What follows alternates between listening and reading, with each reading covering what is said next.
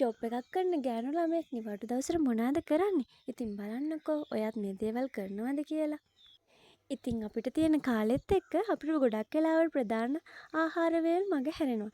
ඉතින් අපිට ලැබෙන නිවාඩු දවසේ හරි හෙල්දි කෑමක් ගන්න අමතක කරන්න එපා. පළතුරු ටිකක් ෆෘට් ජූස් එකක් හදාගන්නත් අපිට පුළුවන් ඉතින් ඒකට. අද මට නම් තියෙන්නේ ගස් ලැබුයි පේරයි කෙසලුයි.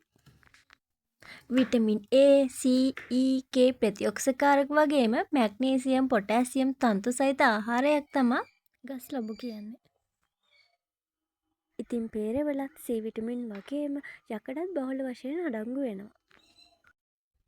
ගෑනු ළමයෙක් වුණාම තමන් වගේම තමන් පාවිච්චි කරන දේවලුත් ලස්සනට පිළිවෙලට තියාගන්න ඕනෙනේ. ඉතින් මම මේ දැන් කරන්න ලෑස්ති වෙන්නේ මම පාවිච්චි කරන බ්‍රෂ්, පනා ඒ වගේ දේවල් ඔක්කොම ටික සෝදගන්න.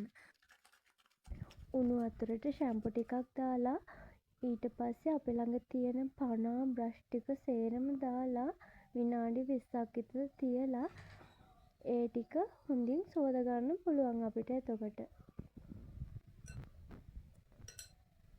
ඉතින් විනාඩි 20ක් යනකම් මම මගේ කනේ ගාන්න හෙයා ඔයිල් එකක් හදාගන්න ඕනේ.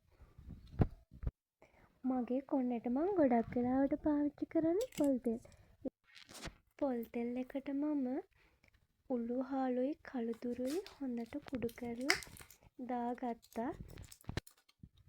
මගේ කොණ්ඩෙ ටිකක් දිගයි ඒක නිසා මම පොල් තෙල් වැඩිපුර ගත්තා. ඒකට මම E විටමින් කනල් 3ක් දානවා. හොඳින් රත් වෙන වතුර පාත්‍රයකට දාලා අපි හදාගත්ත තෙල් ටික ඊට උඩින් තියලා හොඳට ඩබල් බොයිල් ක්‍රමයට තෙල් එක රත් කරගන්නවා.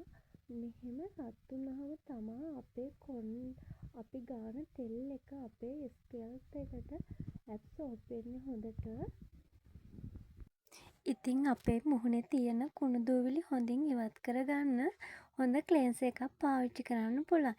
ඉතින් මම මේ පාවිච්චි කරන්නේ ඉවෝන් එකේ ක්ලෙන්සර් එක තමා.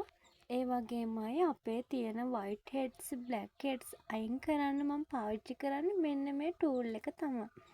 ඉතින් අපේ මුහුණේ වැවෙන අනවශ්‍ය රෝම කූප ඉවත් කරගන්න පාවිච්චි කරන්නේ මෙන්න මේ ටූල් එක තමා.